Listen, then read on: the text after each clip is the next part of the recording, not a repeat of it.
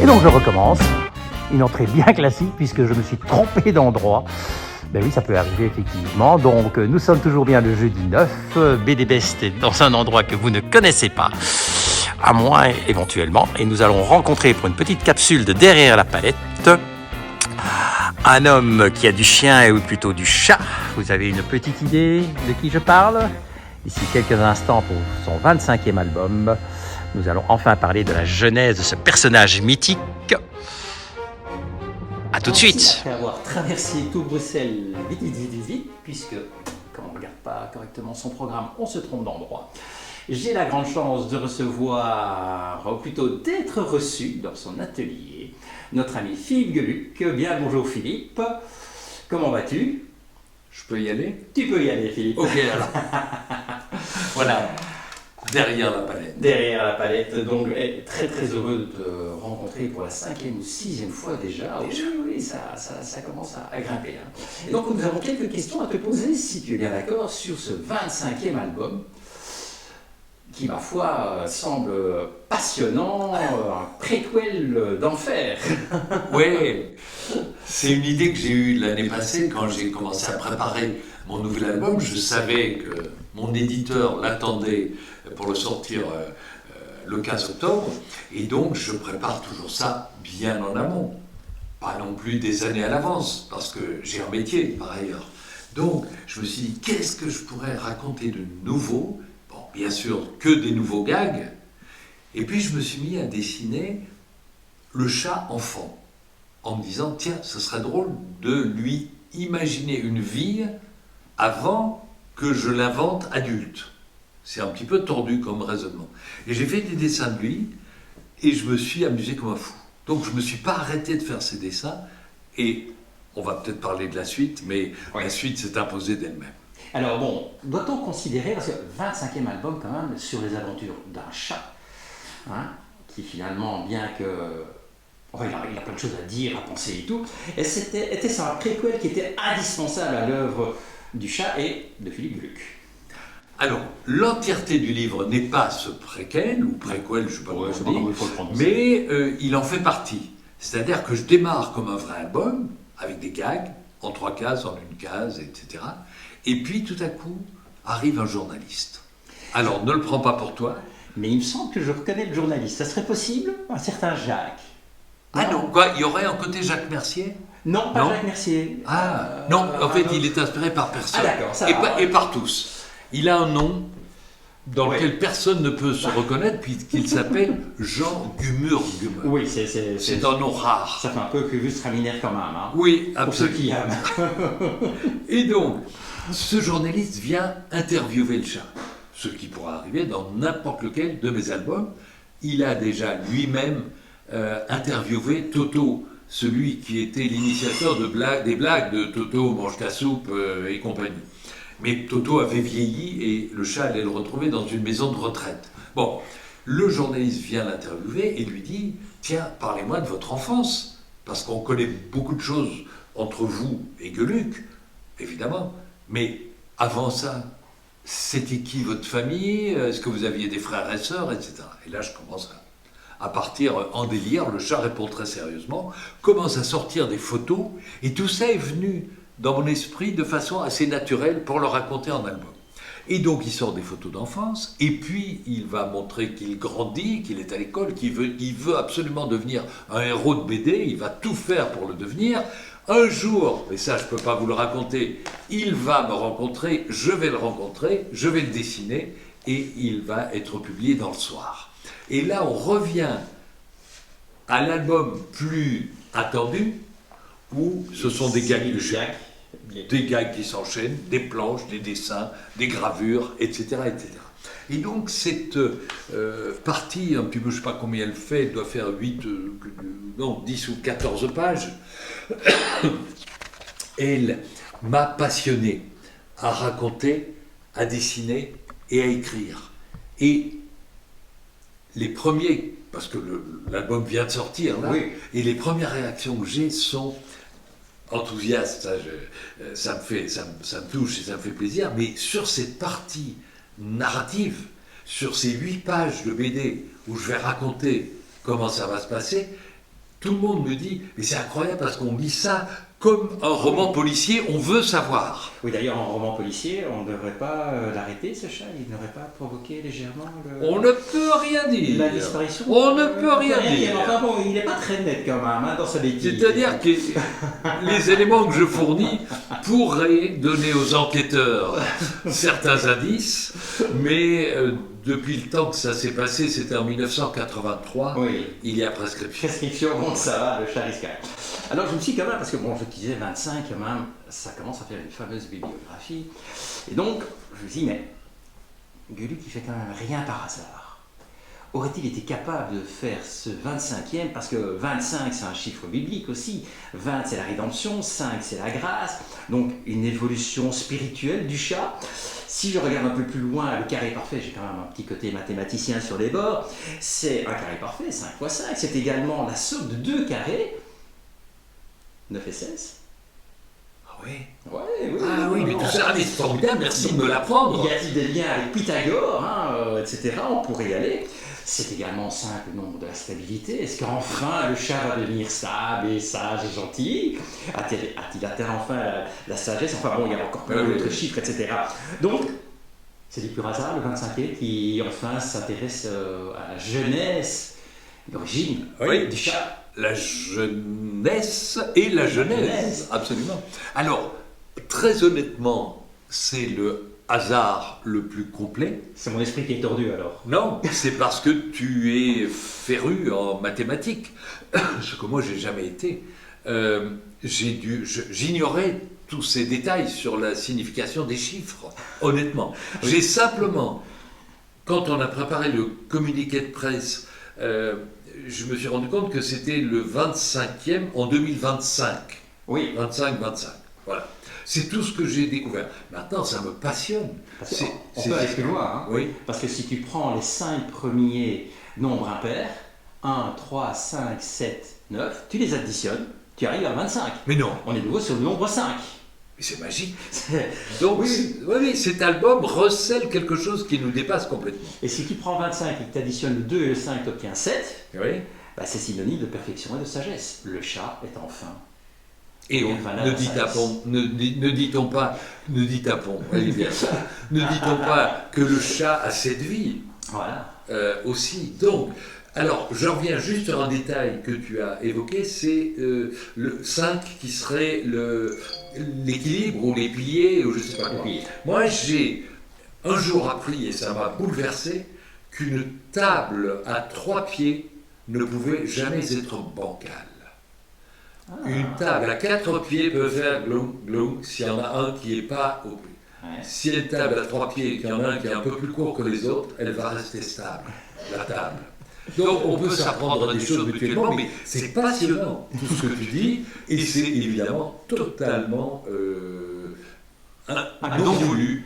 Invoulu, ça n'existe pas, invoulu. On peut toujours inventer, le dictionnaire est très riche, et puis le chat est très très fort quand même pour inventer tout ça. Et d'ailleurs, après le dernier livre, c'est l'an dernier, on s'était rencontrés, c'était Tout est vrai. Oui. Aujourd'hui, c'est l'origine du chat, merci papa. Est-ce le chat qui dit merci papa, ou est-ce que c'est Gueuluc qui dit merci le chat?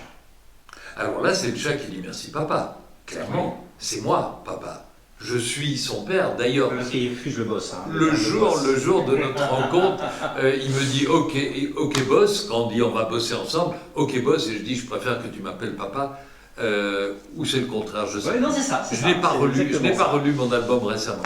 Mais c'est simplement le chat qui en naissant, puisque la couverture avec ses rideaux qui s'écartent légèrement évoque une origine du monde peinte par un grand artiste français nommé Courbet. Oui, et donc le chat vient à la vie et il dit merci papa. Et son papa, c'est moi. C'est jamais lui qui serait mon... Non, ce n'est pas lui qui m'a inventé. Désolé de le révéler, mais c'est moi qui l'ai inventé. Alors, je me suis demandé, j'espère quand même que maintenant qu'on fait un peu le tour et qu'on a eu Tout est vrai, qu'on a eu Merci Papa, c'est quand même pas le dernier, rassure-moi. Le chat a encore plein de choses à dire. Ah mais tout ça n'est qu'un début. N'est qu'un début. 25 albums, c'est pour me chauffer. Les vrais bons albums vont arriver. Mais non, ce n'est pas terminé, non. Je m'arrêterai quand quand la machine s'arrêtera. Non, non, C'est non. d'ailleurs, je pense à Tommy Ungerer, grand dessinateur français originaire de Strasbourg, où il a son musée d'ailleurs, et je crois qu'il est mort à 90 ans passés, et on l'a retrouvé assis dans son lit sur les coussins. Il avait son carnet de croquis dans la main gauche et son crayon dans la main droite. Il était en train de dessiner et il s'est endormi. Et je trouve ça juste magique parce que mais c'est s'endormir, c'est disparaître, c'est s'arrêter, mais en pratiquant sa passion. Alors, dans l'album, qui fait quand même référence à quelques tout grands noms quand même du franco-belge, hein, un Maurice, un Peyo, un Skelten, heureusement il y en a encore des vivants, un certain Hergé, tous ces grands noms. Skelten, il vit encore. Il vit encore, oui, c'est ce que je dis, heureusement il y en a encore des vivants, oui, parce que François, je suis pas sûr. Voilà, tous ces grands noms comme ça qui ont décliné l'offre du chat, ils n'ont jamais eu de regrets. Ils t'ont jamais fait de procès en disant que tu leur avais volé. Mais non, parce que c'est après leur disparition que j'invente cette histoire. En fait, comme le chat, comme je disais, il veut absolument devenir héros de BD, ben, il cherche un dessinateur qui pourrait le représenter. Parce que lui-même, il pourrait se dessiner lui-même, mais il dessine très mal. Donc il va sonner chez certains, il appelle Maurice, qui le remballe en disant « j'ai pas que ça à faire », Peyo, Skelten, qui dit « je préfère dessiner des immeubles », et François, si tu le regardes... il va te regarder. Mais non, mais il a déjà vu ça, ça le fait rire, évidemment. Et tout à coup, il a l'intuition qu'il faudrait demander au plus grand d'entre tous, et c'est là qu'il se dit qu'il doit contacter... Là, on va pas aller plus loin parce qu'on voilà. va laisser. Et... en sortant de là, tu le crois, on va pas expliquer comment non plus, on va garder la surprise. Non, c'est ça qui est... Je on fait un teasing d'enfer. Mais évidemment, je cite aussi ceux qui m'ont marqué. Maurice, voilà. Génial dessinateur de Lucky Luke. Donc, je serais moi un jeune chat qui veut devenir héros de BD, je vais m'adresser à des gens comme ça. Mais ils avaient du boulot, ils ne pouvaient pas. Et donc c'est ça qui est drôle, c'est de mêler cette fausse histoire à la vraie réalité. C'est la première fois que je fais ça, en l'incluant dans une histoire un peu longue, avec un suspense, avec des vrais... avec, comment dire, une relation avec des vraies personnes. C'est particulier tout de même, un personnage de fiction qui va sonner à la porte d'un vrai dessinateur. Oui, parce qu'en général, ce qu'on trouve parfois, c'est effectivement les personnages, ou le dessinateur plutôt, qui se mettent dans sa BD avec des gags sur les personnages qui veulent ceci ou cela par rapport à des dessins. Bon, bien sûr, alors tout le monde l'a fait, Hergé l'a fait. Et toi, tu l'as raconté moi, dans l'autre sens. Non, mais je l'ai fait aussi déjà. Oui, mais cette fois-ci, on va dans l'autre sens. Ouais. Alors, il y a une planche qui m'a particulièrement marqué, et je me suis dit, est-ce que Philippe Gueluc avoue enfin comment il travaille? Le gag, c'est quand on fait tous les dessins avant d'avoir un scénario qui tient à la route, c'est une fameuse... C'est comme ça que tu dessines. C'est la page 31. Oui, je me souviens très bien. En fait, c'est une page absolument pathétique. Voilà. C'est que on voit le chat qui commence à parler, et puis là, il dit plus rien, et etc. Il conclut en disant, quand on fait des dessins avant d'avoir un scénario qui tient à la route, voilà ce qui arrive. Ça t'arrive de travailler de cette manière-là? Jamais. Ce gag-là, je l'ai construit de cette façon, parce que ça m'a amusé de me dire que toute une page pour juste une connerie, mais ça ne m'arrête pas. J'assume. Alors, on retourne encore quelques pages plus loin, à la 36. Oui. Et là, il y en a un autre gars qui m'a un peu amusé à la page 36. Oui. C'est, on va aller sur l'album de trop ou on va aller sur... enfin bon, voilà. Attends. On a l'histoire, c'est pas tombé loin, c'est pas ça? Non, c'était pas celui-là. Alors, on n'est peut-être pas page 30. Je suis en train de lire un bouquin. Voilà, je suis en train de lire un bouquin pas terrible. C'est l'histoire d'un écrivain qui n'arrive pas à terminer son roman. Et je crois bien que je vais faire comme lui. Alors, non, c'est la crainte du dessinateur, du scénariste, ça, de ne pas savoir comment terminer son bouquin. Ah non, bien sûr qu'on l'a toujours. Quand je termine un album comme ça, je me dis, mais comment va-t-il être reçu? Jusqu'à présent, je touche du bois, c'est l'enthousiasme absolu. Les gens me disent qu'ils ont ri à chaque page, Mais on n'est jamais certain de l'effet qu'on va produire. Non, c'est plutôt la référence, c'est du vécu. Oui. Mais je le mets dans la bouche du chat. Je suis en train de lire un bouquin pas terrible, c'est l'histoire d'un écrivain qui n'arrive pas à terminer son roman. Qu'est-ce qu'on n'en a pas eu?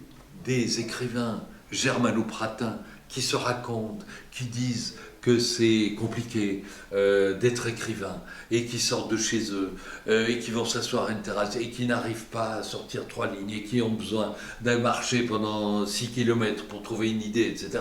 Moi, j'ai pas ce temps-là à perdre. Je vais à ma table à dessin et je travaille. Et donc, ce qui m'a amusé, c'est de dire que donc, le type n'arrive pas à terminer son roman. Les états d'âme des écrivains, ça va bien, j'en ai soupé. Et le chat dit simplement, et je crois bien que je vais faire comme lui, ne pas terminer son roman, et il le met à la poubelle. Alors, ce qui m'amuse toujours chez toi, c'est les jeux de mots. Bon, t'en as un également à la page 37 qui m'a...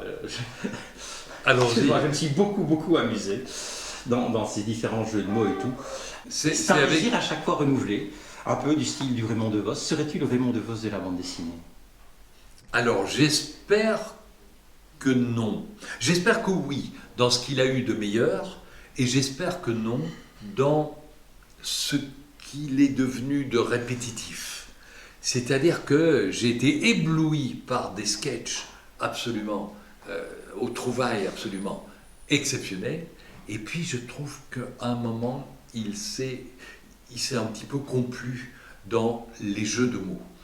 Et ce que j'essaye de faire, c'est, bien sûr, j'en ferai toujours. Et tu parles de la voiture, là. Oui, Toyota, oui. Ils font des autos. Et ben, voilà, chez Toyota, par exemple, ils ne réfléchissent pas assez. Ils font des autos, ils auraient mieux fait de s'appeler Toyoto. Bon. Et de temps en temps, ça m'amuse vraiment de faire des jeux de mots, parce qu'il ne faut pas s'en priver.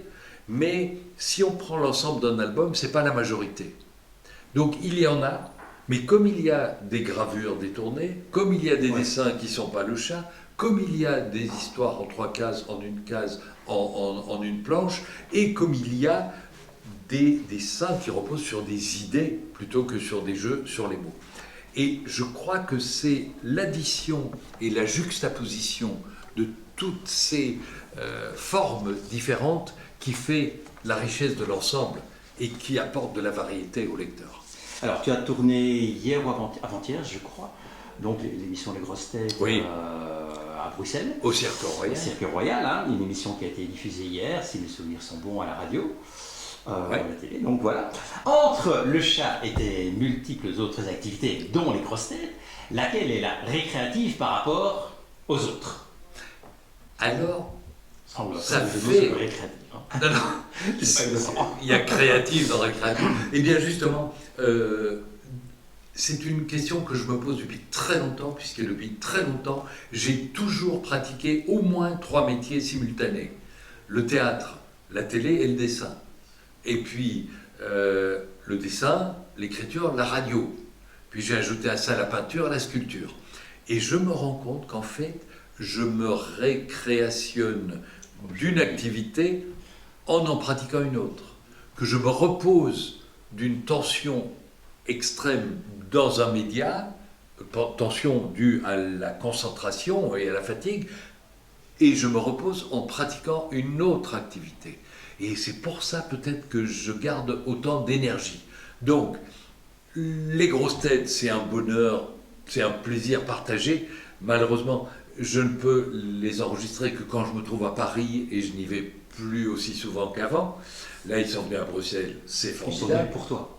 Bah oui, ça m'a économisé du temps de l'aller-retour. Et je dessine quand... J'en ai jamais marre de dessiner, mais parfois je m'arrête de dessiner pour peindre. Et ça me redonne de l'énergie. Et puis je quitte l'atelier de peinture pour aller à celui de sculpture. Et ça me distrait et ça m'enchante. Donc, là... C'est un cercle sans fin. Oui. Tu te grille la dernière pour faire la prochaine. Exactement. C'est ce qu'on appelle le mouvement perpétuel. Alors, on est déjà à 20 minutes passées. Ça n'a pas l'air comme ça. Hein. Ça passe vite. Hein. Avec toi, c'est toujours la même chose. Donc, il y a encore 2 petites questions. 25e album qui se décline également en une exposition à Paris, si j'ai bien entendu. Tu peux nous en dire un peu plus? Il y a effectivement une exposition qui se prépare à Paris, mais qui n'est pas une déclinaison de l'album. Non. Quoique, il va y avoir un lien. Oui, l'exposition que je prépare va être inaugurée au musée Mayol le 14 novembre de cette année. J'ai appris la décision définitive, je crois, le 15 juin. Ah. Donc, juillet, août, septembre, octobre, on a 4 mois pour préparer cette exposition. Je vais y présenter des travaux,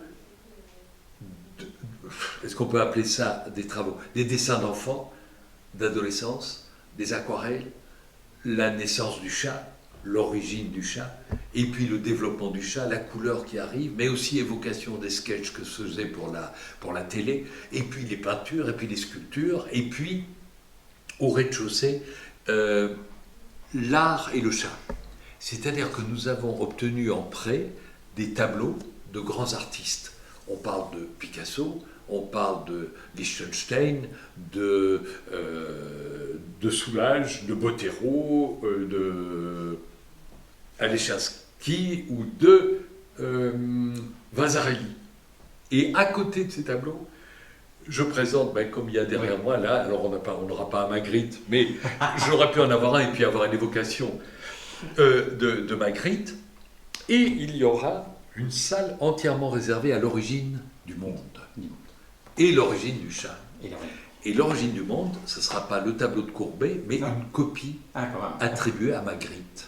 Ah. Et là, il y a une enquête qui est en train de se passer et qui est hallucinante. Je n'ai pas le temps de tout raconter, mais on le racontera dans l'occasion. Et il y aura aussi toutes les références que moi j'ai faites à travers des toiles, des dessins, à ce fameux tableau de Courbet. Donc ça va être un parcours qui va être chronologique à travers tout ce que j'ai produit jusqu'à présent. J'espère que ça va intéresser le public. Je succède à Doisneau, Robert Doisneau, le photographe, qui va d'ailleurs se transporter à Liège, à la Beauvry, et moi je vais occuper le musée Mayol pendant 6 mois minimum. Si ça fait un carton, il pourrait prolonger, mais 6 mois d'office. Encore 2 petites questions. Oui. On arrive petit à petit à la fin de l'année, donc forcément, il y a l'agenda du chat. Ah bah oui. Qui se décline. Bah oui. Et puis, il y a également un package spécial de l'origine du chat.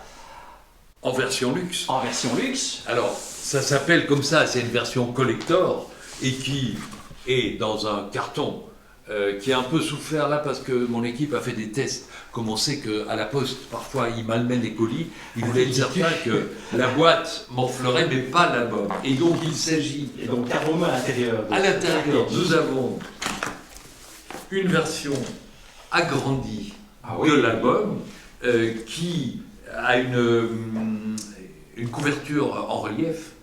Lorsqu'on ouvre l'album, on découvre une sérigraphie qui est numérotée et signée. Signé par Philippe Geluc. Signé par Philippe Geluc. Ah oui, non, j'ai obtenu qu'il nous fasse ça. À la fin de l'album, il y a 8 pages supplémentaires. Ah oui, il me semble que celle-là, je ne les ai pas vues dans mon album. Il y a aussi dans ce coffret le véritable slip belge, cousu, teinté en Belgique. Signé aussi? Tendu sur... Non, il n'est pas signé. Alors, il est... Non, mais non, j'avais pas de plan. Et donc, c'est ce slip belge dont le chat nous dit que c'est le seul sur lequel les taches de pipi ne se voient pas. Ce que les Français nous envient énormément, parce que bleu, blanc, rouge.